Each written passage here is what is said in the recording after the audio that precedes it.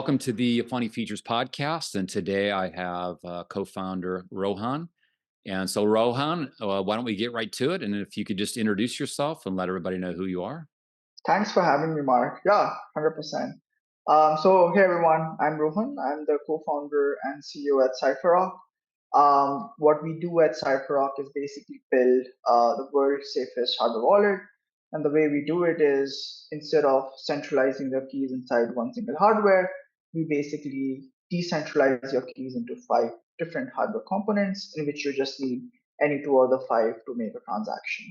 So 10x more secure, much more user friendly, and solves a bunch of security problems which are present in the current crypto wallets today.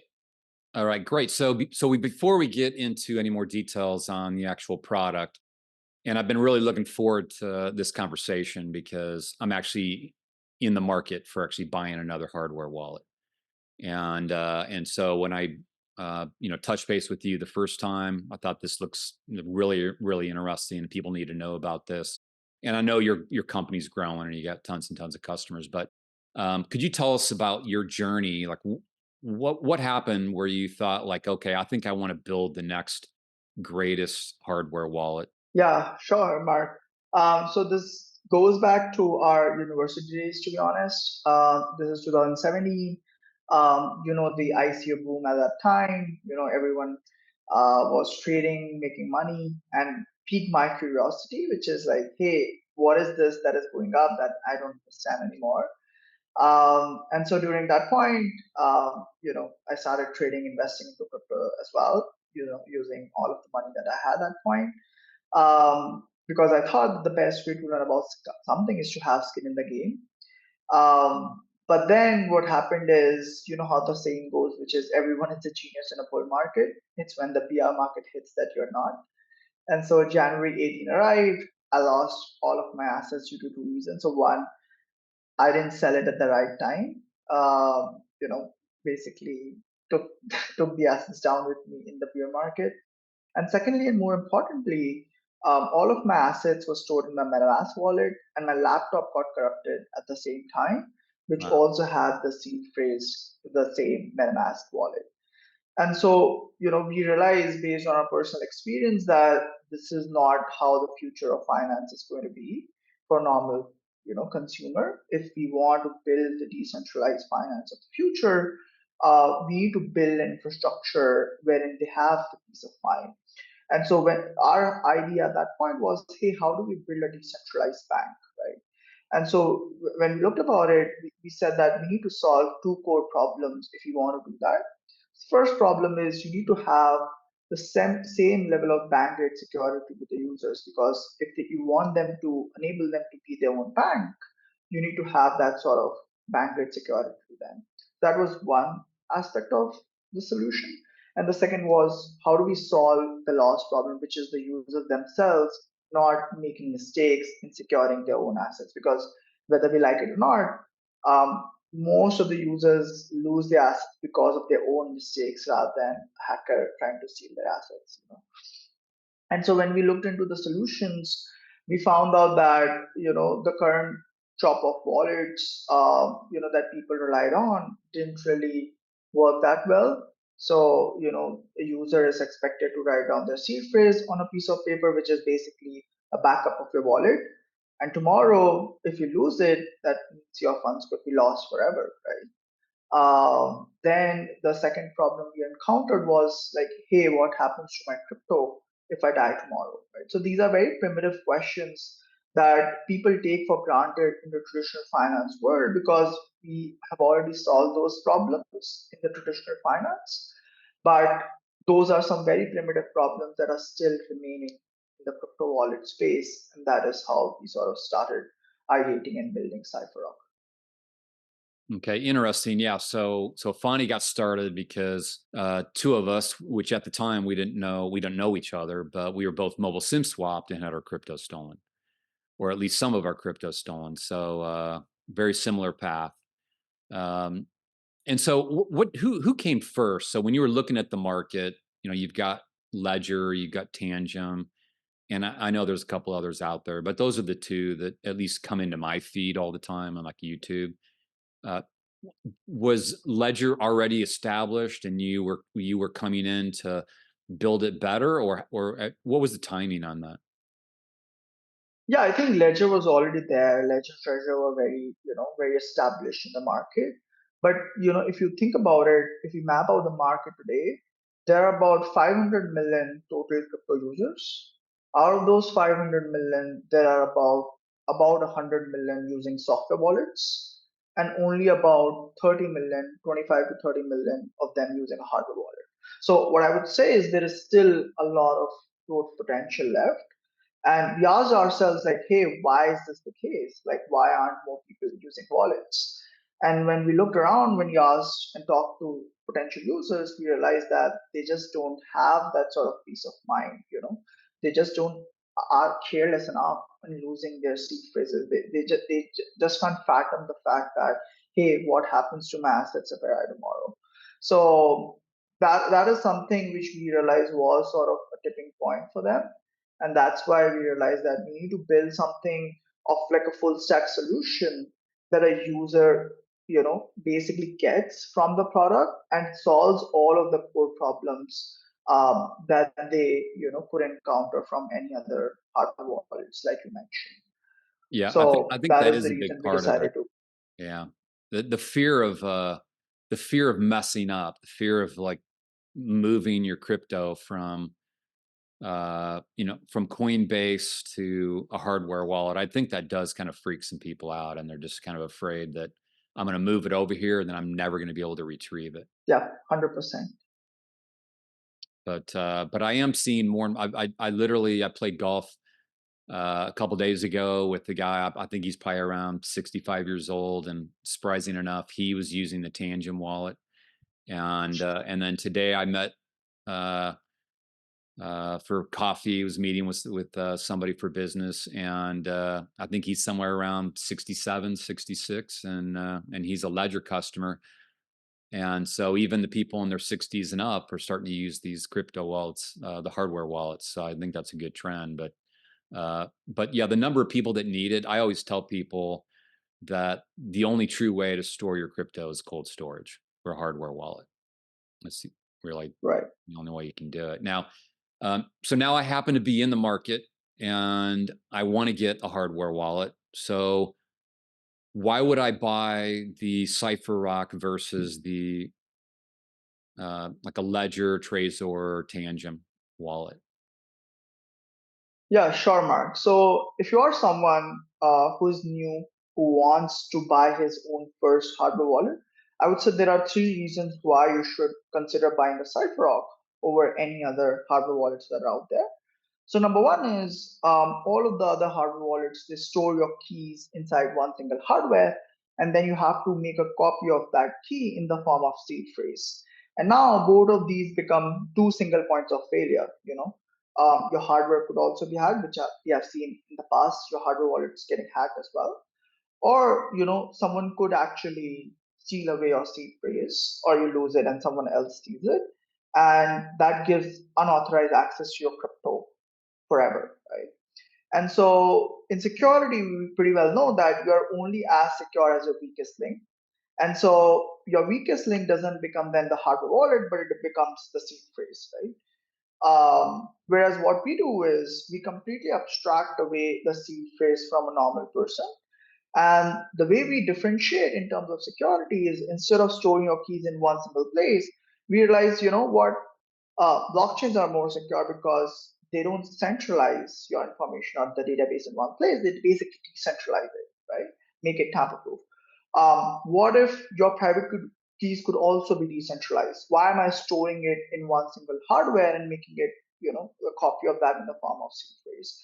And so that's what we did. We used something called as cryptographic threshold schemes, which basically shard out your private keys into five different hardware, and those five different hardware is one single device and four of the cards, which you can keep in different locations. So maybe one in your home, another one to your family, another one to your friend, whatever. But the magical part is, whenever you want to make a transaction, you don't need to fetch all of the five parts. You just need to fetch any two out of the five to make a transaction. So you have the device, You fetch one of the four cards, you tap it on the device, enter the PIN that you may have set, and through NFC, the card communicates with the device and your transaction is done. So think of it like a native 2FA on your hardware wallet, right? Instead Okay. of just one single private key in one single place, you have native 2FA, which makes it 10x more secure. Because even if someone gets hold of the device, hypothetically, because we know in security there's nothing called as 100% safe. Mm. If someone breaks through the security of the device, it is still theoretically impossible to compromise your assets because the hacker would also need to find any other one of the four cards, hack that card, and then combine both of them to hack your assets. So it's exponentially more difficult to hack it. So that's advantage number one. The second advantage is around abstraction of seed phrases. So a normal user, if you are a pro user, yeah, you can, you know how to secure seed phrases. You are, technically sound. But for a normal user, it becomes too much of a hassle. And that's why on a typical hardware wallet, it takes generally about 18 to 20 minutes to onboard for a person because during wallet onboarding, he has to write down the seed phrase on a piece of paper and then think about 10 different ways of securing it so that someone else does not get Yeah. unauthorized access to that seed phrase, right? Whereas what we do is because your keys are not stored in one single place, we completely abstract away the need to back up the seed phrases in the wallet onboarding phase. So while you're onboarding, just tap the four cards one by one, you distribute them, that's it. Your wallet is created now, right? You don't even need to back up the seed phrase. So the wallet onboarding, process instead of taking 20 minutes is now 8 to 10 minutes, right? So much easier for the user to onboard. But at the same time, if someone is a pro user, he can always back up the seed phrase after being onboarded to the wallet. So we still give that option to a pro user to back it up if he still wants to do it. And the Okay. third advantage, Okay. sorry, So go if ahead. you were to lose the four cards, for example, you would still have the seed phrase. So if you have backed up the seed phrase separately, then yes, Okay. even if you lose the five out of all of the five things, then it's fine. But if you have not backed up the seed phrase, then you are fine losing any three out of these five things. So Okay. you can lose one device, two cards, or you can lose three of the cards. As long as you have any two, whether that's two cards or whether that's one device, one card, you're good to go. Okay. Interesting. Yeah. And the card system and the decentralization is what interests me. And so I'm already planning on using the Cypherock solution because of that. So and I have and these two guys, by the way, separately both said that I asked them like, well, how do you store this and what happens if you lose it or how's your wife going to know? And they both said the same thing, which is well, if I give her the seed phrase, that's sort of the weak link. And I Yeah. thought, well, that's kind of unique that you're not going to even give your own wife the seed phrase because of I don't think they were worried that the wife was going to actually take anything. It was really more about that she might not know what it is or what to do with it, or maybe that somehow that seed phrase gets out. She just doesn't store it properly. But I think what's more interesting, Mark, there is even if the guy trusts his wife that it's going to be secure with her, problem is a hacker might find it much easier to social engineer attack his wife instead of yeah, him, right? Because it's the same seed phrase. So it's easier for a hacker to target her because the user might have all the sophisticated sort of setup for himself to not be hacked. But because now you have handed over to your wife, she might not have the same sophisticated setup that you had for your own seed phrase. And that's where the weakest link sort of shifts from the user to the wife in this case. okay. Now, I think one of the questions that people would be asking if they're in the US, and I don't know how well known and where your customer base in terms of around the world, like where it's being used the most, but can you give a couple stats on customers, what part of the world? And I'm assuming you have a good base in the US of customers. Yeah, we have thousands of users at this point, and most of the users are in fact based out of Canada and USA. That's where most of the user base currently reside on because they seek the best possible security for their assets. Period.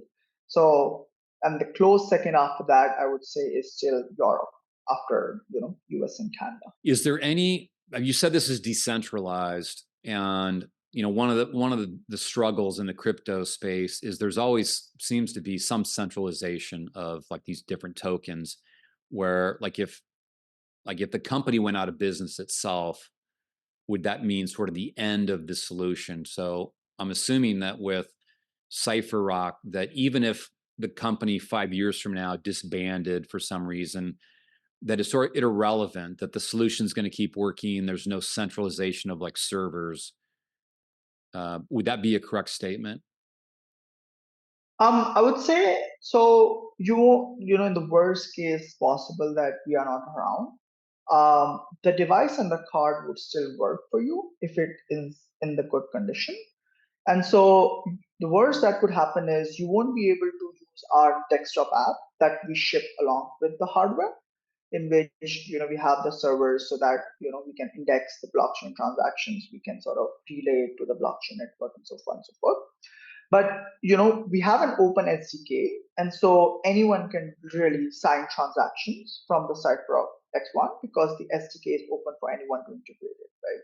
And so we are also in the process of sort of integrating with other software wallets, so that if our SDK is integrated to maybe a software wallet like MetaMask or like a Trust wallet, so that even if we are not around, because the hardware itself doesn't need the internet to operate, you can connect your hardware directly to one of those sort of software wallets to sort of do an authorization.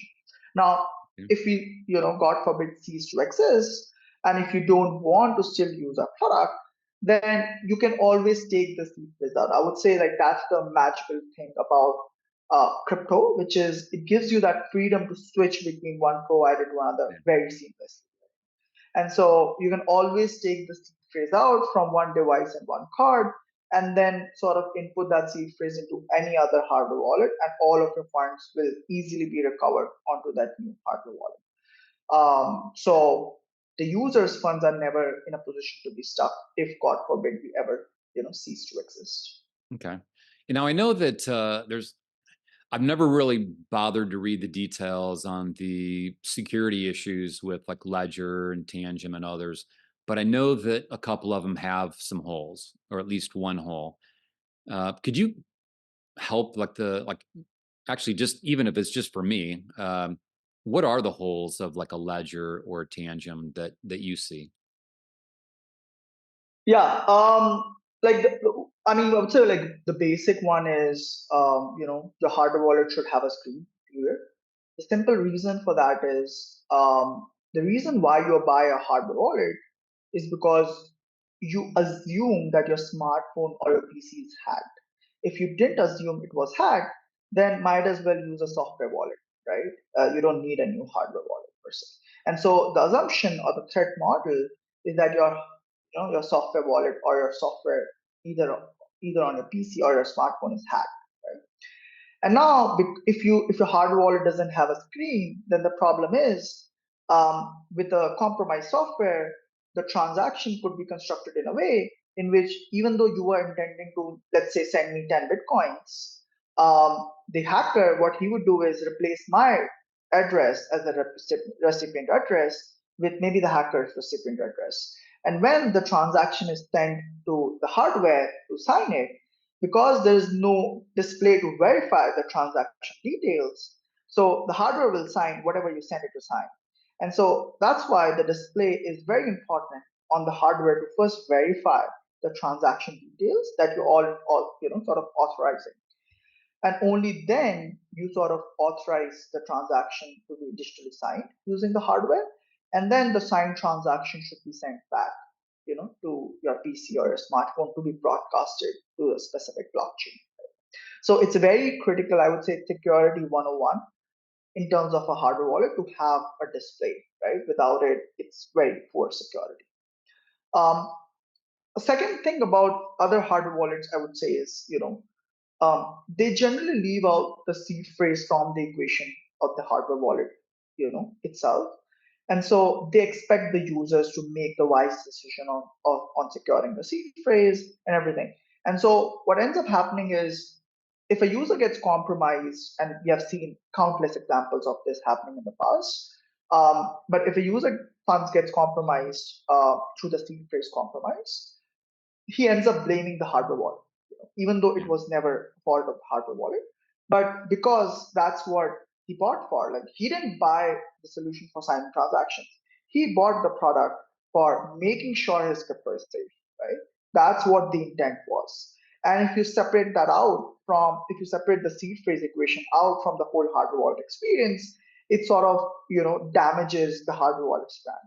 And that's why we sort of, decided to take it heads on into the product itself, so that, so let's say someone is trying to do a social engineering attack on you, he's asking you for a seed phrase. Now, if you don't know the significance about it, because it's on a piece of paper, you would just hand it over to a random stranger on the internet, and that's how your funds would be gone.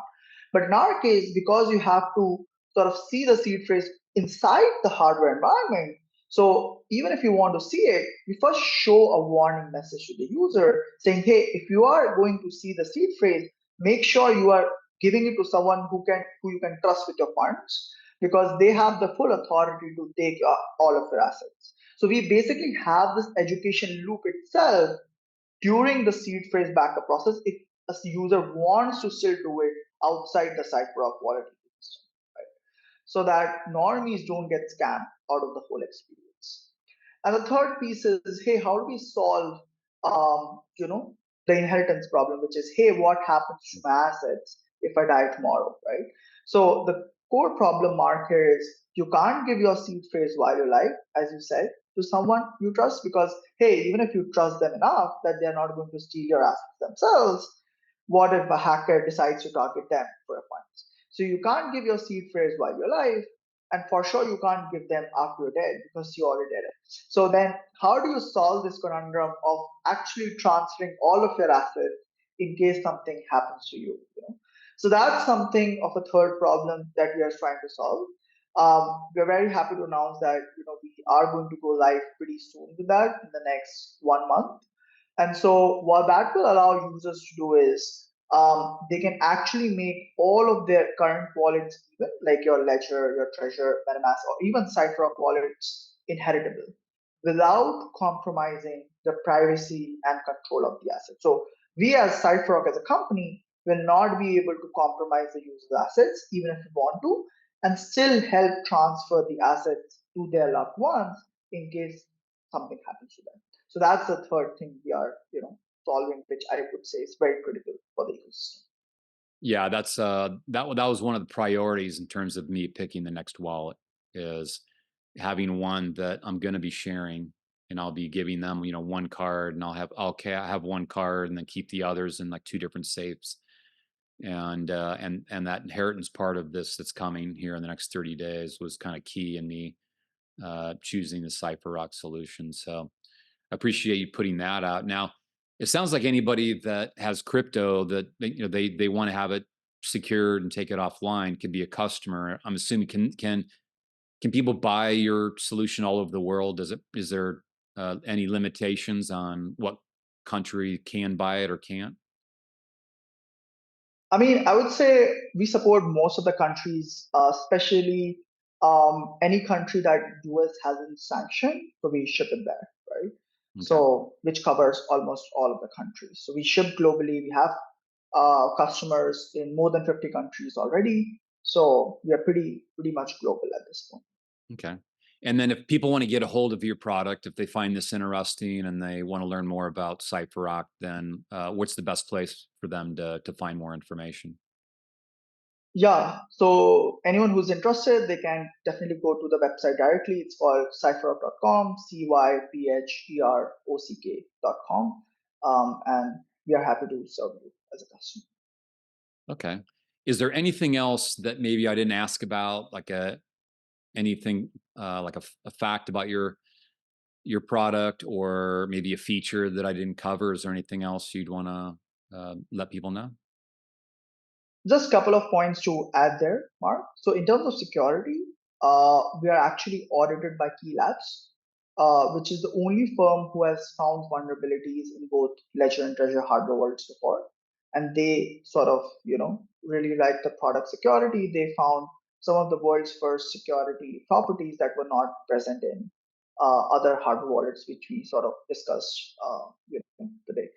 And secondly, we are in fact the highest rated hardware wallet in the world by Coin Bureau, who's also one of the biggest wallet reviewers in the space. But because what we realized was, people buy a hardware wallet not so much for convenience, but for security. Yeah. And that security is very paramount when it comes to cold storage, and that is what we intend to provide with the product here. Okay, well, those are some pretty good key facts that people should know. So I appreciate you filling that in. And I remember reading about that, and so I'm glad that you said something because I forgot about that. So I think we've got it all covered, and I really appreciate you being on the EFANI Features podcast. As I said, I was really looking forward to having this discussion just because I think people need to know about this solution. And a lot of solutions in this space are influencer driven, and a lot of products are that way. And so a lot of them push certain ones, and so I wanted to make people aware of Cypher Rock. So thanks for coming on. Appreciate it. Thanks for having me, Mark. It's been a pleasure talking All right. today. Cheers.